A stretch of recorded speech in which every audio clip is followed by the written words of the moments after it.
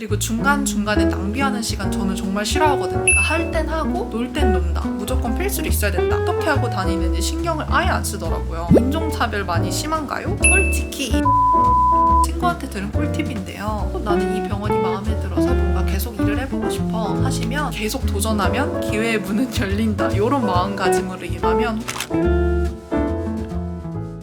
안녕하세요 여러분, 엘리입니다. 오늘은 저번 호주 Q&A 1탄 이후로 기다려주셨던 2탄을 들고 왔어요.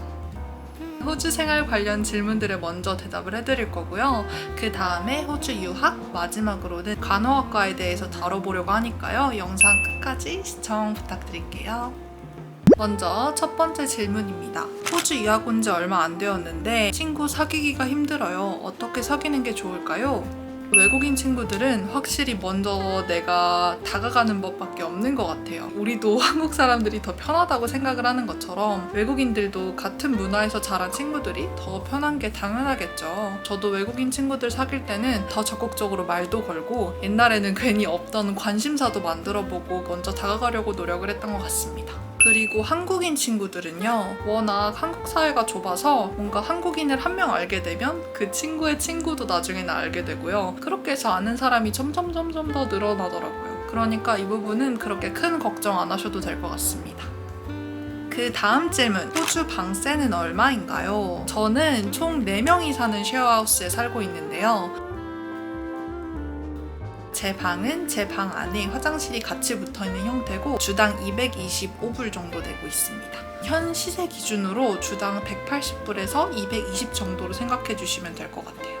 교통편은 좋은가요? 차가 꼭 필요할까요? 트램이 일단 너무 잘 돼 있어가지고 교통이 좀 편한 편이고요. 브리즈번 같은 대도시도 메인시티랑 주변 지역이 버스로 잘 연결돼 있는 것 같기는 해요. 차가 있으면 그래도 내가 원하는 곳도 어디든지 갈 수도 있고 무엇보다 이동하는 시간이 절약되는 장점도 있는데 무조건 필수로 있어야 된다. 요거는 아닙니다.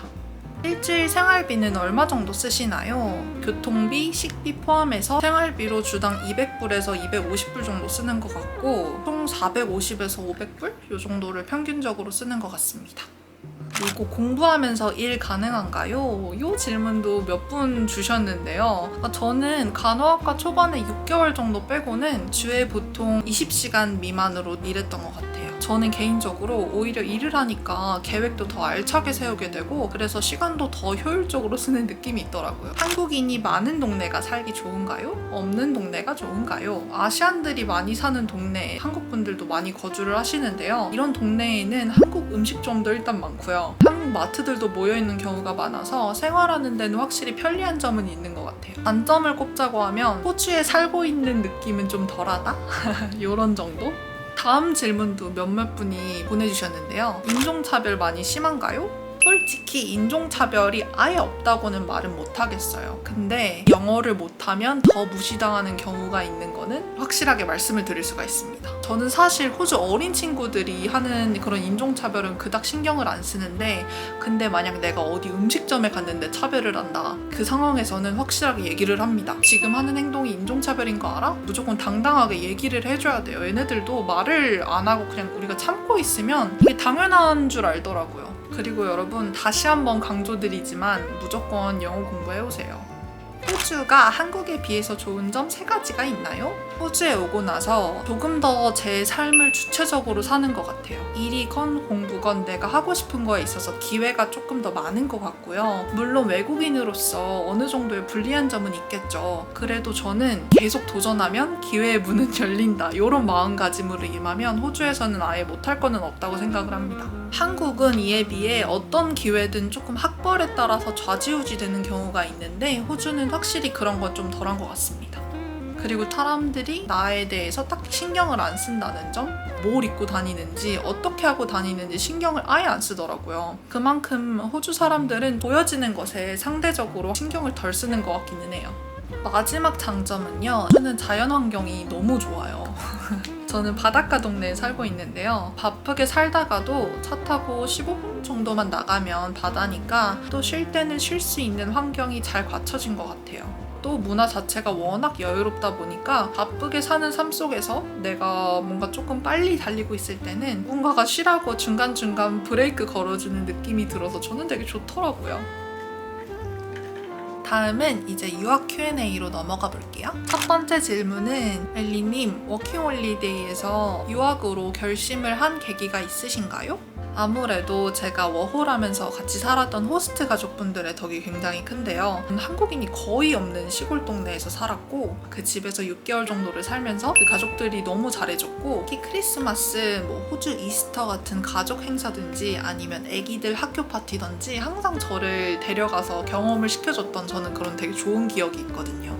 그렇게 지내면서 한국과는 완전 다른 호주 문화에 좀 빠졌던 것 같아요. 그리고 내가 호주에서 살려면 어떻게 할 수 있을까 고민한 결과 상대적으로 영주권이 잘 나오는 간호학과에 가기로 결심을 했었습니다. 다음은 영어를 잘하는 방법. 이 질문도 좀 몇몇 분들이 해주셨는데요. 제가 영어를 아예 못했을 때, 그러니까 워홀을 처음 왔었을 때는 또 말씀드렸다시피 호주 문화나 호주 사람들이 너무 좋아서 더 가까워지고 호주 문화에 뭔가 더 동화가 되려면 나도 영어를 잘해야겠다, 의사소통이 되어야겠다 싶어서 제가 영어 공부를 되게 열심히 하기 시작했는데요. 더 자세한 거는 곧 올라오는 영어 영상에서 자세히 다뤄볼게요. 그리고 비슷한 질문으로 학교 다니는 중에 따로 영어 공부하시는지, 그러니까 저는 하고요. 그것도 앞 질문이랑 같이 자세한 얘기는 다음 영어 영상 기대해주세요. 그리고 또 공부 잘하는 방법. 제 방법이 늘 정답은 아니지만 그래도 여러분들께 공유를 해볼게요. 자, 첫 번째로 저는 효율성을 진짜 중요하게 생각하는데요. 하루 중에 공부하는 시간은 무조건 정해놓고 합니다. 보통 저는 오전 9시부터 오후 5시까지는 무조건 공부할 것, 할 것을 다 끝내놓고 저녁 시간은 무조건 저를 위한 시간을 씁니다. 시간을 정해놓고 하면 시간 내에 다 끝내려는 목표가 있으니까 집중도 일단 더 잘 되고요. 그리고 중간중간에 낭비하는 시간 저는 정말 싫어하거든요. 그래서 이런 시간도 많이 줄어들어서 좋은 것 같아요. 그러니까 저는 공부할 때 마인드는 할 땐 하고 놀 땐 논다, 이런 마인드로 하는 편인 것 같습니다. 기억력을 좀 극대화할 수 있는 방법이 뭐가 있을까? lecture를 하나 다 끝내고 나면 lecture 하나 끝났다 해서 이 내용들이 제게 된 것이 아니잖아요. 저는 강의를 한 번 끝내면 빠르게 한 번이라도 강의 노트를 쭉 훑어봅니다. 그리고 새로 시작하는 주 강의를 듣기 전에 그 전주 강의 내용을 1.5배속해서 준비하는 동안이나 학교를 통학하는 동안이나 다시 한번 봐요. 기말고사 시험을 준비할 때 내 기억력을 뭔가 0%에서 시작하는지 최소 30-40%에서 시작하는지가 달라져서 시험 전 정신 건강에 되게 좋고요. 그리고 시간적 뭔가 효율성 면에서도 되게 좋은 것 같아요. 그리고 세 번째로는 어려운 과목은 저는 무조건 노트 정리를 하는데요. 교수님들에 따라서 말씀하시는 방식도 너무 다르고 뭔가 핵심을 짚어주는 교수님들은 진짜 좋은데 특히 정확하게 길게 얘기하시는 교수님들이 있어요. 그래서 이런 교수님들은 나만의 방식으로 내용을 조금 단순화해서 내가 이해하기 편하게 요점 정리를 해놓으면 되게 좋더라고요. 그리고 저는 반복을 통해서 제가 만들어 놓은 노트의 흐름을 익혀가면서 좀 암기를 하는 편인 것 같습니다. 저에게 맞는 공부 방식을 몰랐을 때는 손으로 막 이쁘게 하나하나씩 그려가면서 했는데요. 요새는 구글 도큐멘트 있잖아요. 그래서 그걸 이용해서 노트 정리를 많이 하고요. 또 이게 장점이 아무 브라우저에서나 열 수 있어가지고 항상 노트북 안 들고 다녀도 돼서 되게 편해요. 그리고 또 멘탈 관리 같은 것도 되게 중요하다고 생각을 하는데요. 저 같은 경우는 절대 벼락치기를 안 하려고 해요. 제가 1학년 때 한 과목 시험을 한 4-5일 전에 몰아서 본 적이 있는데 저는 스스로가 멘탈이 나름 강하다고 생각을 했는데도 그때는 뭔가 압박감과 부담감으로 아주 멘탈이 완전 와사사삭 깨지더라고요. 벼락치기는 정말 정신건강에 안 좋습니다, 여러분. 그 다음 질문은 이 중에 공부 얼마나 하시나요? 저는 1주차부터 7주차까지는 과제 시험이 많이 없을 때라서 그냥 매주 올라오는 강의랑 실습 위주로 공부를 하고요. 또 어떤 주는 상대적으로 강의 노트가 길 때가 있고 또 아닌 주도 있어서 공부 시간은 정확하게 잘 모르겠어요. 그래도 그 주 강의가 다음 주로 밀리지 않게 그렇게 노력하는 편입니다. 시험이나 과제가 몰아치는 7주차, 8주차 이때쯤 되면요. 그냥 하는 거예요. 내 몸을 맡긴다는 느낌으로 합니다. 그리고 에세이 쓰는 법, 에세이 잘 쓰는 방법이 있나요? 진짜 간호학과 다닐 때 에세이를 정말 질리도록 많이 썼고요. 저는 진짜 너무 싫었어요.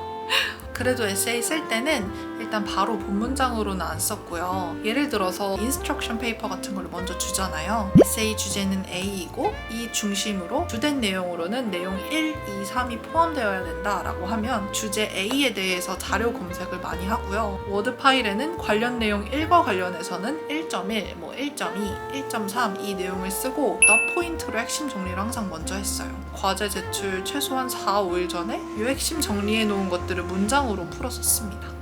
그리고 이거는 제가 친구한테 들은 꿀팁인데요. 제가 간호학과 다녔던 그리피스 대학교는 어사인먼트 헬프라 그래서 학교 자체 내에서 학생들을 위해 운영하는 지원 방식이 있다고 그래요. 학교 홈페이지에서 예약을 하고 내가 쓴 에세이를 올리면 문법이랑 문맥상 흐름 안 맞는 것들 첨삭을 해주고요. 또 레퍼런스 리스트 같은 것도 처음에 만들려고 하면 되게 힘들거든요. 그래서 이런 것들도 봐주기도 한다고 하네요. 이런 거는 저도 최근에야 알았는데 유학생분들 이런 도움 받으시면 되게 유용하게 잘 쓰실 것 같아요. 자, 여러분 이제 마지막 파트로요. 간호학과에 대한 질문도 좀 있어서 여기에 대해서도 이야기를 해보려고 합니다. 간호학과 실습 나갈 때 팁이 있나요? 아니면 주의해야 될 사항이 있을까요? 팁이라고 하면 일단 퍼실리테이터가 오기 전 질문 준비하기?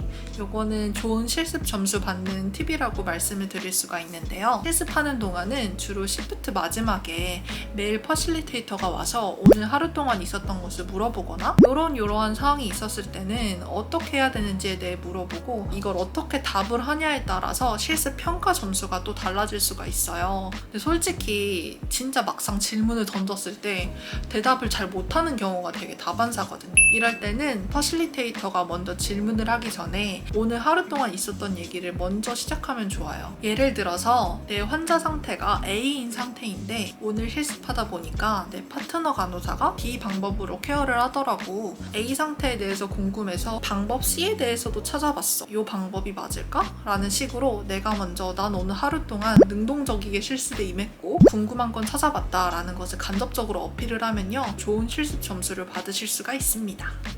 다음으로 간호학과를 다니면서 일이 가능한가요? 유학생들은 졸업하고 요양병원에서 일을 많이 하는데요. 학생 때 실습 나갔던 병원에서 간호조무사로 일을 하고 또 이게 졸업 후 RN 취업으로 이어지는 경우가 되게 많다 그래요. 이게 요양병원으로 실습을 나가셨다. 그리고 나는 이 병원이 마음에 들어서 뭔가 계속 일을 해보고 싶어 하시면 실습 마지막 날에 커버레터랑 레주메 써서 AIN으로서 취직에 도전해보시면 되게 좋을 것 같습니다. 그리고 AIN으로서 일할 수 있는 거는 2학년 되시면 일을 하실 수 있는 자격이 주어져요. 다음 질문으로는 호주 간호학과 간호사로서 장점이 있나요? 이것도 제가 졸업하고 현직 간호사로 일하고 있는 친구들에게 조언을 구해봤어요. 첫 번째로는 상대적으로 짧은 공부 과정. 저도 그렇고 제 친구들이 다녔던 그리피스라는 대학교는 2년 반 만에 간호학과를 끝낼 수 있는 코스였는데요. 그만큼 일도 빨리 시작하니까 조금 경제적인 부담은 덜한 것 같아요. 두 번째로는 간호학과 정보가 많다. 확실히 한국 분들이 많이 계시는 학과이고 직업군이다 보니까 간호 단톡방 같은 것도 있어서 바뀌는 영주권 제도나 꿀팁 같은 정보 교류도 정말 많은 것 같습니다. 자, 이렇게 여러분들이 주신 질문을 바탕으로 Q&A 2탄 답변을 해드렸는데요. 호주 유학이나 생활 관련해서 궁금증이 조금이나마 풀리셨으면 하는 바람입니다. 혹시나 다른 궁금하신 점이 있으시면 언제나 댓글로 남겨주세요. 여러분 끝까지 시청해주셔서 너무나 감사합니다. 우리는 다음에 또 만나요. 안녕.